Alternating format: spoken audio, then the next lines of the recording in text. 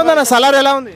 ఇప్పుడే సలార్ మూవీ చూసిన మూవీ అయితే ఒక రేంజ్ లా ఉంది అంటే సూపర్ ఉంది మూవీ అంటే సలార్ ఎలా ఉంది? సాలార్ సినిమా మాత్రం వేరే లెవెల్ అనుకోవచ్చు ఫైట్ మాత్రం ఒక్కొక్కటి చూసుకుంటే కేజీఎఫ్ బాహుబలి రికార్డ్ మొత్తం కేజీఎఫ్ పనికిరాదు అంటూ నిజమేనా? అన్న కేజీఎఫ్ రికార్డులు అన్ని బ్రేక్ అవుతాయి సాలార్ సినిమా తోటి అన్న ఫైట్స్ మాత్రం వేరే లెవెల్ ఉన్నాయి ఈ సినిమాతో అన్న మరో లెవెల్ ఎక్కుతాడు